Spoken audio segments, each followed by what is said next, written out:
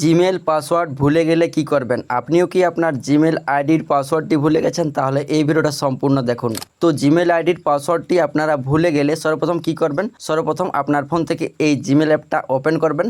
Open করার পর এই পেজে উপরে জিমেলের লোগোটি পাবেন, এই লোগোতে একবার ক্লিক করবেন। ক্লিক করার পর এরকম একটি পেজ ওপেন হবে। তো উপরে আপনি আপনার জিমেল অ্যাকাউন্টটা দেখতে পাবেন। তার নিচে একটি অপশন পাবেন ম্যানেজ ইউর গুগল অ্যাকাউন্টস, এই অপশানে ক্লিক করবেন।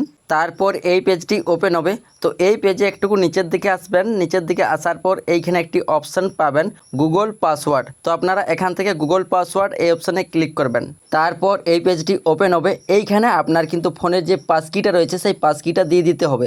অর্থাৎ আপনার ফোনের যে প্যাটার্ন লক বা স্ক্রিন লক দিয়ে আপনি আনলক করেন ফোনটা, সেই পাসওয়ার্ডটা এখানে ফিঙ্গারপ্রিন্ট বা প্যাটার্ন লকটা দিয়ে দিবেন। তারপর এই পেজটি ওপেন হবে। তো এই পেজে আপনি কিন্তু পুরাতন জিমেল আইডির পাসওয়ার্ড ছাড়াই আপনি কিন্তু নতুন করে পাসওয়ার্ডটি তৈরি করতে পারবেন। তো এইখানে নিউ পাসওয়ার্ড এইখানে ক্লিক করে আপনি নতুন করে যে পাসওয়ার্ডটি সেট করতে চাইছেন সেই পাসওয়ার্ডটি এইখানে বসিয়ে দিবেন। তো অবশ্যই আপনার পাসওয়ার্ডটি যেন 8 অক্ষর বা তার থেকে বেশি হয় এবং আপনার পাসওয়ার্ডটাতে কয়েকটা বড় হাতের লেটার বা কয়েকটা ছোট হাতের লেটার, তারপর কয়েকটা নাম্বার বা কয়েকটা চিহ্ন ব্যবহার করবেন, যেমন @, $, এগুলো মিলিয়ে মিশিয়ে আপনি পাসওয়ার্ডটি তৈরি করবেন।